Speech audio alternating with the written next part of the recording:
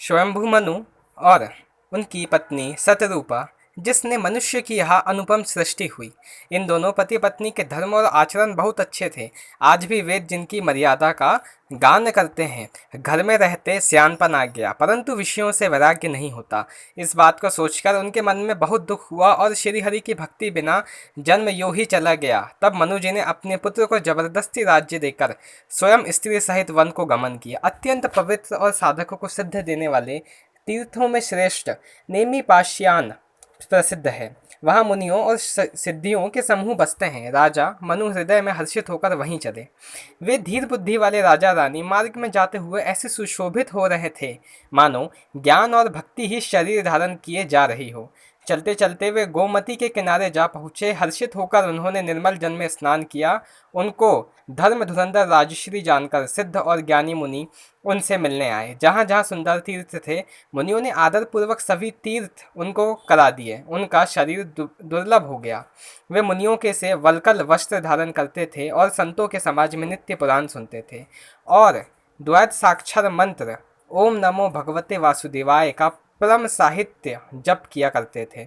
भगवान वासुदेव के चरण कमलों में उन राजा रानी का मन बहुत ही लग गया।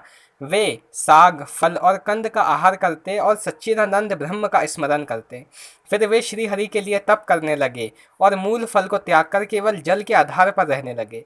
हृदय में निरंतर यही अभिलाषा हुआ करती कि हमें कैसे उन प्रभु को आँखों से देखें जो निर्गुण, अखंड, अनंत और अनादि हैं और परमार्थवादी, ब्रह्मज्ञानी, तत्ववेत्ता ज्ञान जिनका चिंतन किया करता है, जिन्हें वेद नीति नीति यह भी नहीं और यह भी नहीं कहकर निरूपण करते हैं, जो आनंद स्वरूप, उपाधि रहित और अनुपम है एवं जिनके अंश में अनेक शिव, ब्रह्मा और विष्णु भगवान हैं। ऐसे महान प्रभु भी सेवक के वश में हैं और भक्तों के लिए दिव्य लीला धारण करते हैं।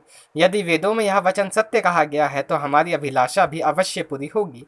इस प्रकार जल का आहार करके तप करके 6000 वर्ष बीत गए।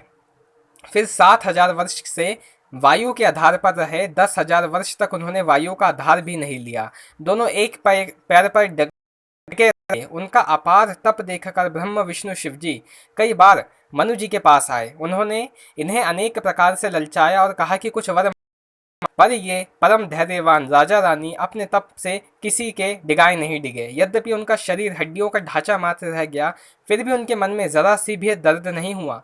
सर्वज्ञ प्रभु ने अन्य गति आश्रय वाले तपस्वी राजा रानी को निज दास जाना। तब परम गंभीर और कृपा रूपी अमृत में सनी हुई आकाशवाणी हुई कि वर मांगो।